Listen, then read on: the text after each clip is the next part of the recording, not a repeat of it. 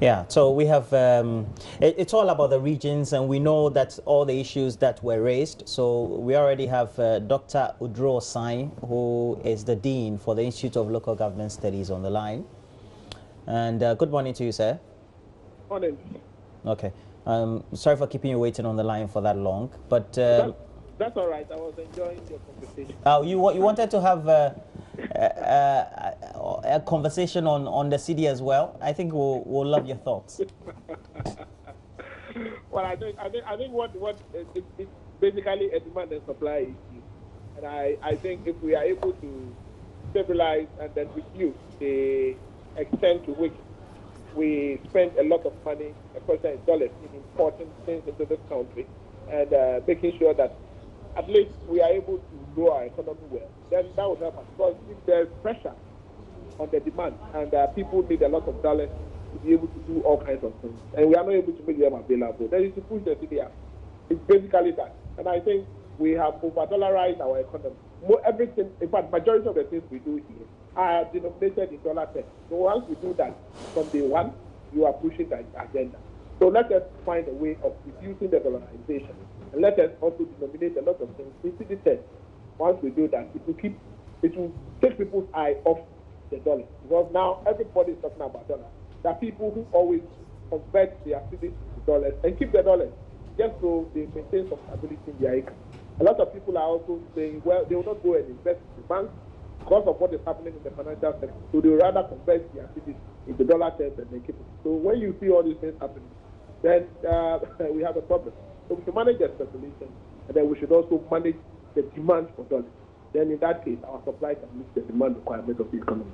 But when you speak to the economists, you also get to know that in the medium to long term, or let's say in the short to medium term, we have not put in place the structures that will make our economy less dependent on the things that we need dollar to buy, i.e. if it's for industry or manufacturing, we need to buy more raw materials in dollars before we come and manufacture here. And by the time you finish the packaging from the factory, the price may have gone up and you have to make your margins and go back to wherever you get your raw materials for some goods and some services that are provided. And so ultimately, it looks like the short to medium term, we have not made provisions for that. Yeah, I want to agree with you. And basically, most of the raw materials really can be obtained from here. The challenge we've had is not adding value to our raw materials. And even when it comes to the value added, we don't do it properly. So it boils down to coming up with short to medium term strategies of ensuring that we do more export and then reduce our dependency on import. Because at the moment, our import levels are so high. Every now and then, people need money to import things into this country. And they will not need any other currency. They will need US dollars. Why that? Because they think that is about the most stable currency that they will need. So I think we should, as a matter of urgency, develop a short to medium term strategy of ensuring that at least we can grow our economy and then also reduce people's demand for the US dollar. And they need it because they will have to do some importation. Whatever can be imported, those that can be obtained in this country, let us grow our economy to provide that. Once we are able to do that, I'm sure we'll be stabilizing it. It cannot happen overnight, but we need a strategic intervention in this regard. And then let us also manage people's expectations and the speculation, because the overflow of what is happening in the financial sector is also putting people at rest. I mean, it's putting people on notice so that everyone is now very careful about how they manage their resources. If they will not put it in the bank, then for stable currency will be converted into US dollars. So everybody is chasing the dollar. You either keep it or do imports and all of that. So I think this is a conversation that we need to have as a nation, so we'll be able to stabilize it on a permanent basis. Well, let's now mainstream into the very essence why we called you. And you have been helping us do analysis when the commission that was supposed to look at the redemarcation of the various regions, especially where we're supposed to have the new ones. And ultimately now we've come to the point where we have the new regions being named, and there seemed to be this controversy about which of the towns or the cities should be the regional capitals. What's your own analysis on what has transpired so far by way of the reactions of the areas and the chiefs that did not get the areas they were advocating to be regional capitals? Thank you very much. Let me say it's rather unfortunate we are witnessing these excesses or these incidents after we've gone through all the processes that the regions have been created.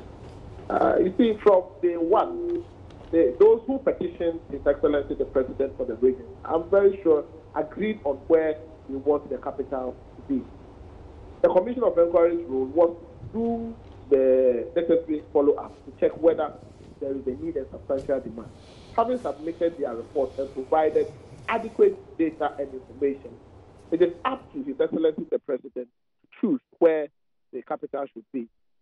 Now, a lot of factors will have to go into this. Unfortunately for us, in our constitution and in our development literature, there is no policy or law that indicates or comes out or provides the criteria for which the president would have to consider in the choice of a regional capital. However, it is clear that looking at the petitioner's request and then also looking at the consultation with the people and then looking at factors such as geographical location, economic factors, what we call the centrality rule, which requires that if you are choosing a place or a town as a capital, that place should not be farther off from any other place, so that anybody from any location within the same region should not travel more than 100 kilometers to be able to access services in the regional capital.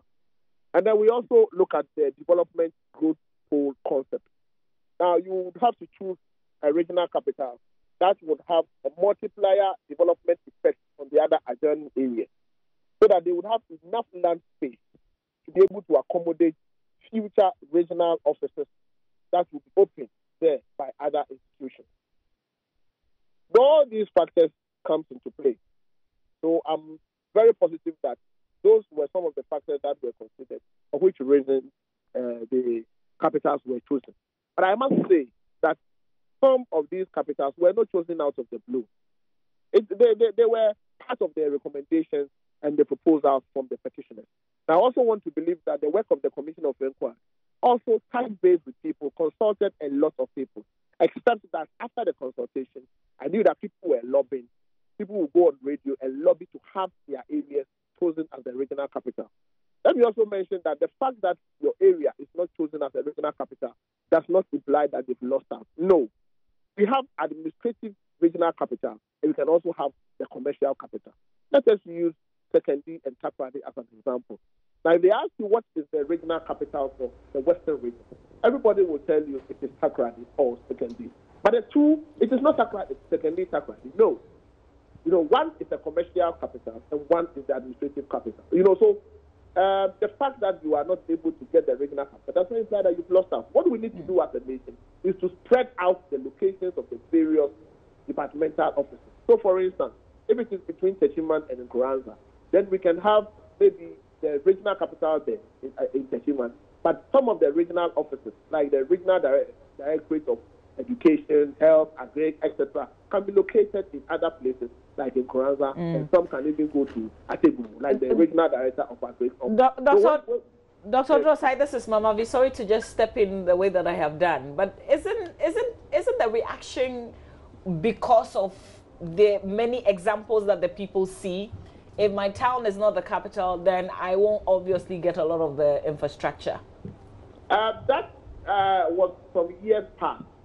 Going forward, the development thinking of this country is changing to the extent that if you concentrate everything in the capital city, then you have defeated the purpose of creating the region, the purpose of bringing governance closer to the people, purpose of spreading development. So it is up to us. It is up to all of us. It is up to government. It is up to the minister responsible for regional reorganization and development. It is up to civil society to drum home the point and then sensitize and orient people that you have not lost out. It is also the duty of the leadership, those who led the petitioners, those who petitioned the president, to be able to sensitize their people and explain things to them. I can understand where they are coming from, thinking that, look, if I fail to get the regional capital, it means I've lost out. That is not the case at all. I wonder how they can see. You're saying very beautiful things. You're saying going forward, this is what we have to do. But where is the assurance? How do we know that this is indeed what is going to happen? And let me just link that to the 20 million Ghana cedi seed money. What's your understanding of the kind of developmental infrastructure that this is going into, and where would it be? My understanding is that from how I have seen districts created and then financed and then established, if you set up or a region is created, they will need some minimum infrastructure to start life with, whilst we put in place permanent structures, arrangements to construct permanent regional administration for them. The 20 million seed capital, for me, is a seed capital to help them start life with.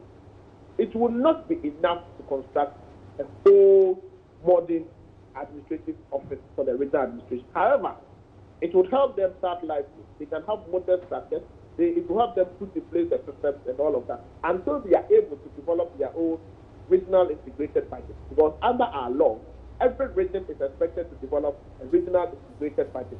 So once they have that regional integrated budget, then they can budget for their capital expenditure, their budget for their recurrent expenditure and all of that. So my understanding of the 20 million is for them to have some minimum amount of money to start life with, so that government and other development partners and all of us can contribute more to support their development.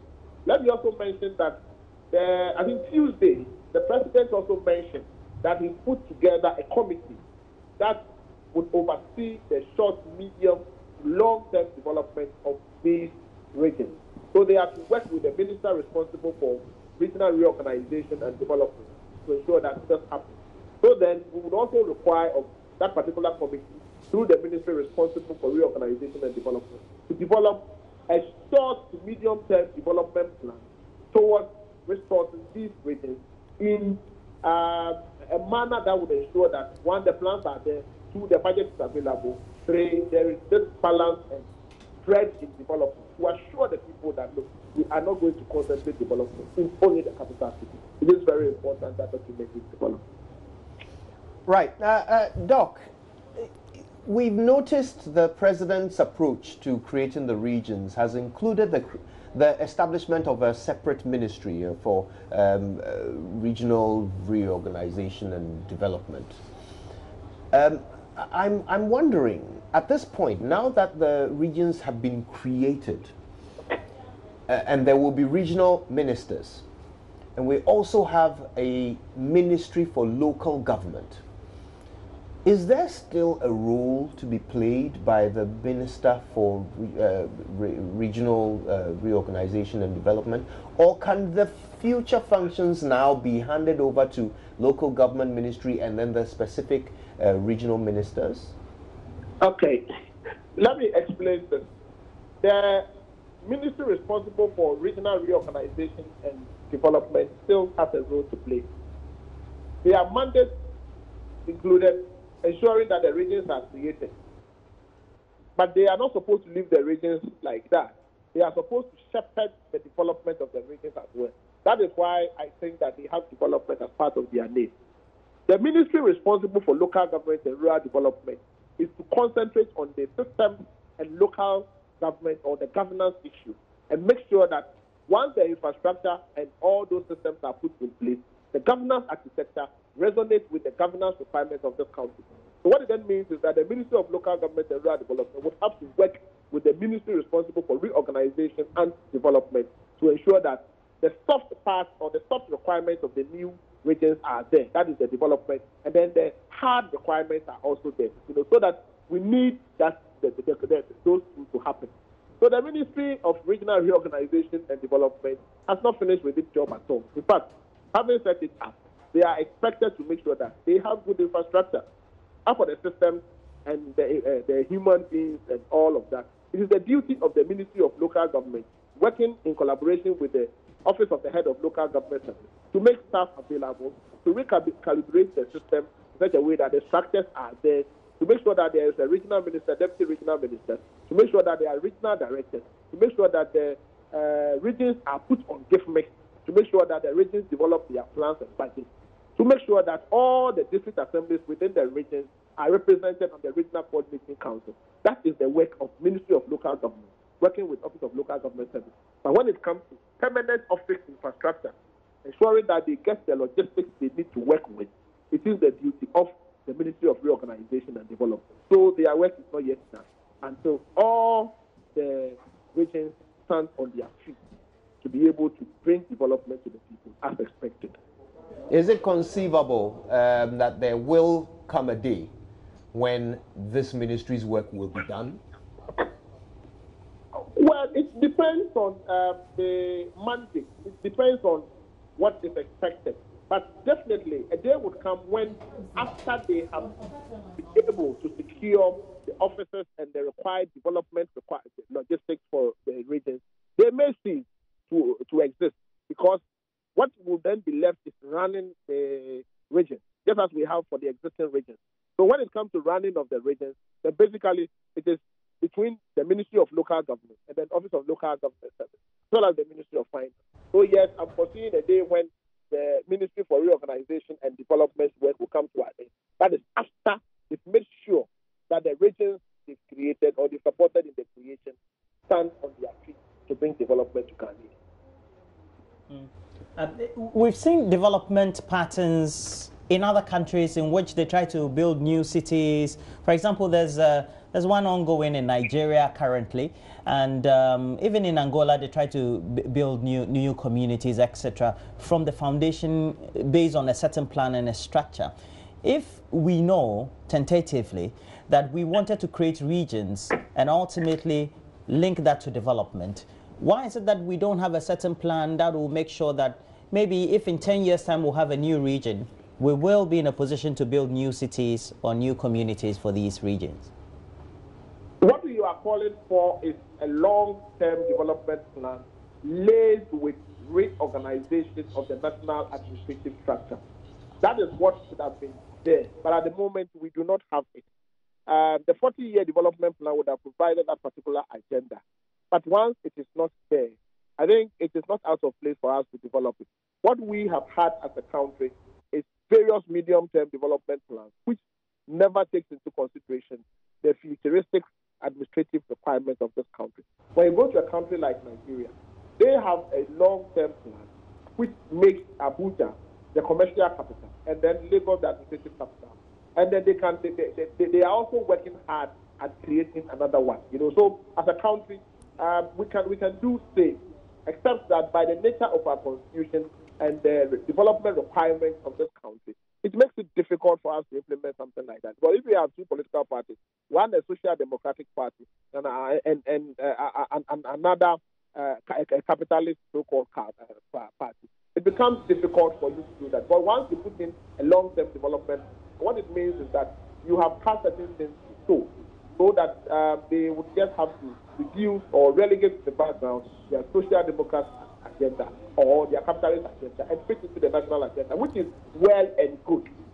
But is it practicable? Is it implementable? Those are the things that we need to do. But I think we need a national conversation on the long-term regional boundaries requirements of this country for the purpose of coordinated development. Well, thank you very much. Dr. Eric Udrosai is the Dean of Studies and Research at the Institute of Local Government Studies, helping us do some great discussions on this.